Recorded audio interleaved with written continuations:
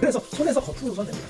그 상태에서 거품을 낸 후에 머리에다가 샴푸를 칠합니다. 샴푸 칠할 때는 기본적으로 둥글게 해서 두피에다가 손을 대지 않고 머리 털만 거품을 칠한다는 느낌으로 하시면 됩니다. 안녕하세요, 묘한의사입니다. 지루성 두피염이 심하면 환자분들이 가장 먼저 고민하는 게 샴푸 방법입니다. 오늘 이 시간에는 두피염이 있을 때 샴푸 방법 알아보겠습니다. 지루성 피부염은 얼굴과 두피에 발생을 하죠. 그래서 얼굴도 심하고 두피도 심한 경우가 많아요. 대체적으로 두피에서 시작해서 얼굴 쪽으로 내려가거든요. 그런데 샴푸 방법을 보게 되면 우리가 일반적으로 알고 있는 샴푸 방법은 두피를 세게 문지르는 거죠. 그래서 시원하게 샴푸하는 방법인데 지루성 피부염이 있는 분들도 샴푸 방법을 똑같이 한단 말입니다. 그런데 두피 자체를 세게 문지르면 두피염 자체가 자극받는 경우가 굉장히 많습니다. 그리고 두피염이 있을 때 두피 스케일링을 주기적으로 하는 경우가 있죠. 그래서 두피의 각질들을 빡빡빡빡 제거해서 시원하게 하는 경우가 많아요. 그런데 한번 가정을 해볼게요. 지루성 피부염은 얼굴에서 머리에서 둘 다 생긴다 그랬죠. 그런데 우리가 얼굴 세안을 할 때 빡빡빡 문질러요, 안 문질러요? 안 문지르잖아요. 손톱을 세워서 문지르지 않죠. 그런데 머리 샴푸할 때는 세게 문지르죠. 그러면 피부 각질층이 무너지게 되겠죠. 그리고 또 하나는 두피 스케일링을 한단 말입니다. 그런데 얼굴 스케일링을 피부염 있을 때 주기적으로 해요? 안 하잖아요. 왜 그러냐면 기본적으로 습진 반응이 발생을 하게 되면 세 가지를 항상 기억하셔야 돼요. 첫 번째는 염증을 빨리 진정시키는 것, 그리고 두 번째는 각질층을 보존하는 것, 그리고 세 번째는 피부를 재생시키는 방법인데, 머리를 샴푸할 때 세게 문지르게 되면 각질층이 손상이 되죠. 그래서 피부 장벽이 무너진다 그랬죠. 그래서 세안도 부드럽게 하라 그랬잖아요. 근데 샴푸는 세게 하잖아요. 앞뒤가 안 맞죠. 그리고 또 하나 가정을 해볼게요. 지루성 두피염이 심하다고 쳐보세요. 그래서 두피에 피부염이 있어요. 그런데 목으로도 퍼지거든요. 그럼 목에도 피부염이 있을 수 있죠. 근데 머리 샴푸는 세게 해요. 근데 목은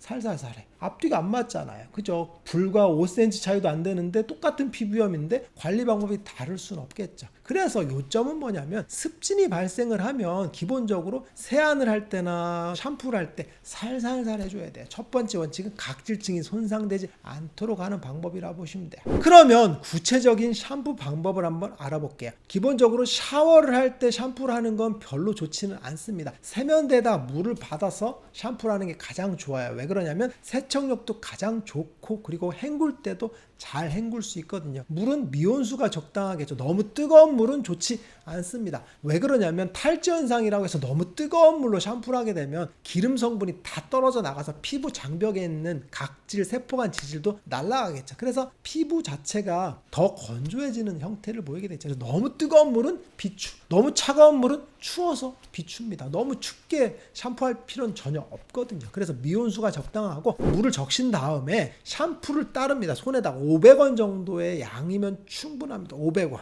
아셨죠? 기억하세요. 500원. 그래서 손에서 거품을 우선 냅니다. 그 상태에서 거품을 낸 후에 머리에다가 샴푸를 칠합니다. 샴푸 칠할 때는 기본적으로 둥글게 해서 두피에다가 손을 대지 않고 머리 털만 거품을 칠한다는 느낌으로 하시면 돼요. 지루성 피부염 환자분들은 기본적으로 가려움증이 있기 때문에 샴푸할 때 미친 듯이 긁는 경우가 많습니다. 그런데 좋지 않죠. 전체적으로 가볍게 하시는 게 좋아요. 그리고 거품을 낸 후에는 1분에서 2분 정도 살짝 두세요. 그러면 두피에 있는 노폐물들을 제거하겠죠. 어떻게? 자극 없이 제거한다 보시면 돼요. 그리고 거품을 충분히 제거하는 게 중요할 것 같고, 그래서 각질 같은 것들도 적당하게 제거하는 게 중요할 것 같습니다. 그리고 샴푸를 한 후에 말릴 때는 선풍기 같은 걸 이용하는 게 좋고, 아니면 드라이에 냉풍을 이용하는 게 좋습니다. 온풍으로 하게 되면 두피 자체가 너무 쉽게 말라버리기 때문에 피부 장벽이 무너지는 경우가 많아요. 그래서 냉풍으로 시원하게 자연스럽게 말려주는 게 좋을 것 같습니다.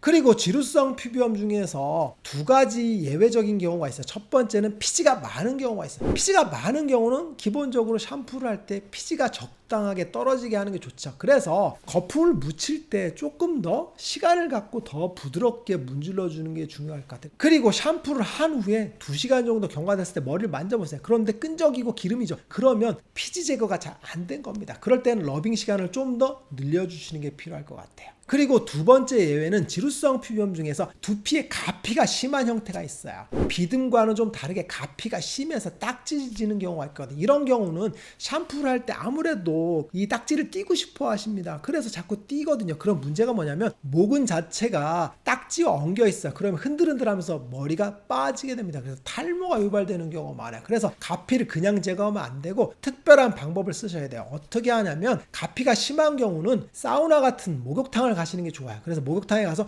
온탕 냉탕을 돌아다니면서 머리에다가 물을 충분히 적십니다. 쉽게 얘기하면 머리를 불리는 거죠. 물에 오랫동안 불리는 겁니다. 집에서 하는 경우도 있게 되는데 집에서 할 때는 샤워기 같은 걸 이용해서 물을 한번 적시고 한번 닦아주고 또 시간이 지나서 적시고 닦아주는 방법을 해서 1시간 정도 물을 적시는 겁니다. 그래서 각질이 물에 부는 시간을 갖는 거죠. 그리고 마지막에 똑같은 샴푸 방법으로 머리를 부드럽게 감아줍니다. 이때도 마찬가지로 각질을 띄려고 막 세게 문지르면 절대 안 됩니다. 그냥 기본적인 샴푸 방법만 하시면 돼요. 그러면 어떻게 되냐면 머리가 말라가면서 가피들이 부서집니다. 그래서 가피가 자연스럽게 떨어진다고 보시면 돼요. 그러면 얼마나 하냐면 일주일에 한 번 정도 혹은 2주에 한 번 정도만 하시면 돼요. 매일매일 이렇게 하시면 절대 안 된다라고 보시면 될 것 같아요. 오늘 이 시간에는 지루성 두피의 샴푸 방법에 대해서 한번 알아봤어요. 샴푸를 잘못해서 두피염이 심해지는 경우가 많아요. 중요한 건 두피를 세게 자극하지 않고 빡빡빡 문지르지 않는다는 거, 그것만 기억하시면 될 것 같습니다. 묘한 의사에게 궁금한 거 있으면 댓글 남겨주세요. 영상을 통해서 답변하겠습니다. 빠잉!